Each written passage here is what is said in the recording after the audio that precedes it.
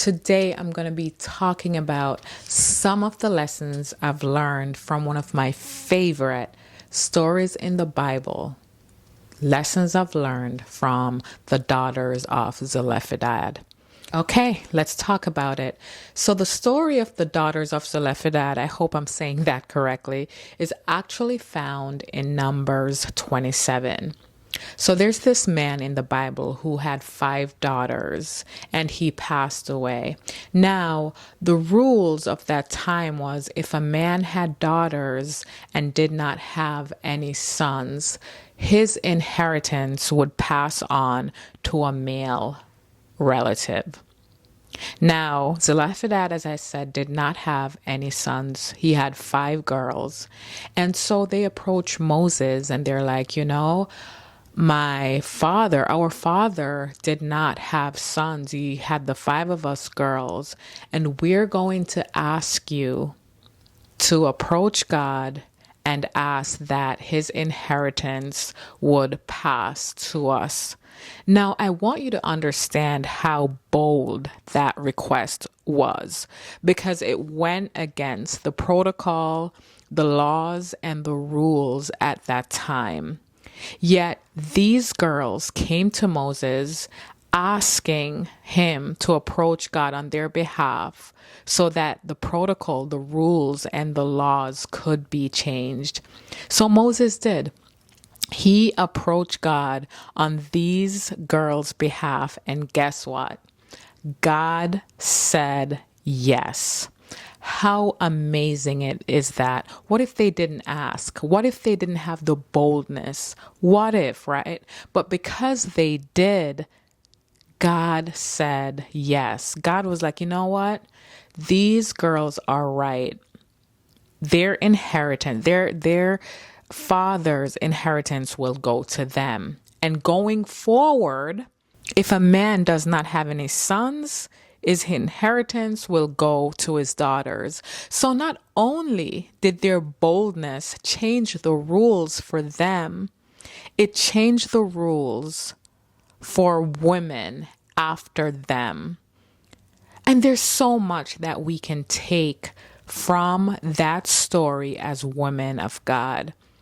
The first lesson I took from it is that I can ask my Heavenly Father, because He's such a good Father, because He's such a faithful God, because He's a God of justice, I can ask Him to break protocol on my behalf.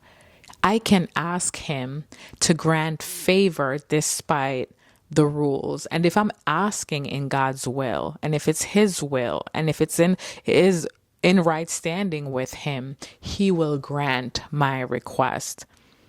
It also teaches me to pray bold prayers. Some of us as women of God, sometimes we keep our prayers so small, right? We don't want to offend, or we don't want to ask God for too much because we think that somehow it is selfish.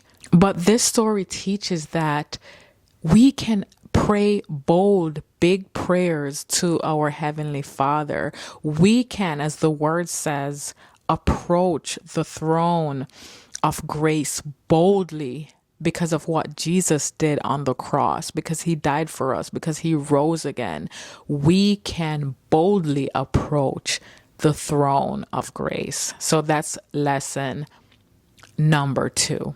Lesson number 3 teaches me that my boldness, my requests to God have the ability to impact future generations.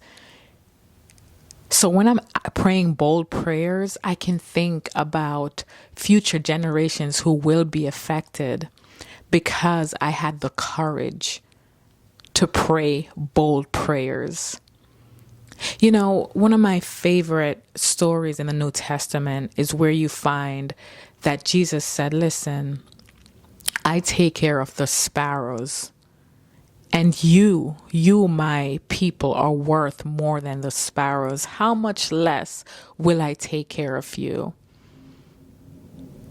God is always with us. He's a good father. He's waiting for our bold prayers. He lets us know that He will always take care of us, that He will never leave us or forsake us. Are your prayers bold enough? Are you praying prayers that can change the world for other people, not just for yourself? So I want to encourage you today that as a daughter of the King of Kings, you can boldly approach the throne of grace because we serve a God who's a good, good God, who's a faithful Father, and who is a God of justice. So go ahead, ask God to change protocol for you. Make that bold request and be blessed. Take care.